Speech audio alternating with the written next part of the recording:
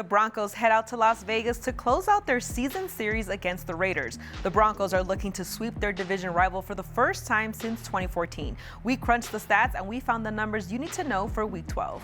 This season, the Broncos defense is ranked third in scoring defense in the NFL and are the only team ranked top 5 in points per game allowed and total yards per game allowed. They're allowing a TD on only 50% of opponent goal-to-goal drives this season. Denver's defense also has the most sacks in the NFL so far with 39.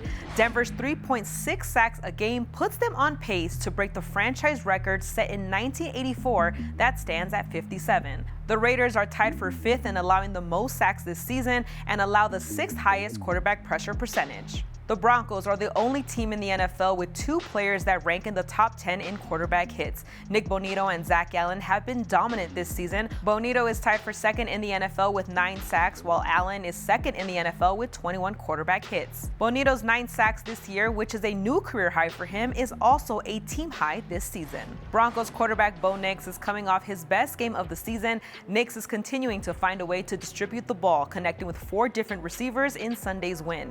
In 2024, 10 different Broncos players have a receiving touchdown. The Broncos were 4 for 4 in the red zone in Week 11.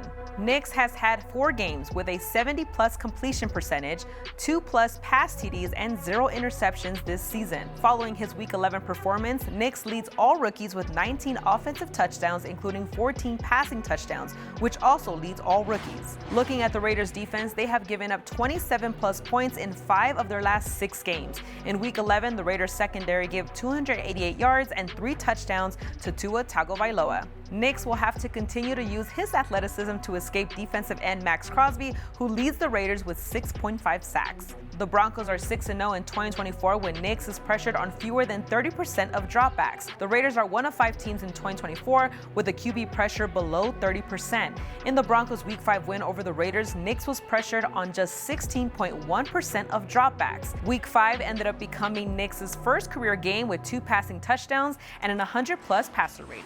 In Week 11, the Broncos defense shut out the Falcons in the second half and kept them to only 2 field goals. Meanwhile, the Raiders offense has scored under 21 points in 6 of their last 7 games. Denver's focus now shifts to shutting down Gardner Minshew, who threw for over 250 yards and 2 touchdowns this past Sunday, a big bulk of that going to rookie tight end Brock Bowers.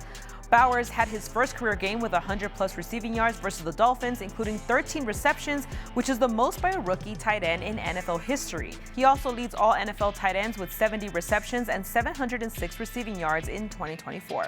Versus Falcons tight end Kyle Pitts, the Broncos defense held him to just 3 targets on 9 yards. Another defensive weapon that the Broncos have lies in cornerback Pat Surtain II. Surtain is allowing a 50.2 passer rating as the nearest defender in coverage in 2024, which is the lowest among all corners. He also has 3 interceptions on the year, which is his most since his rookie season in 2021.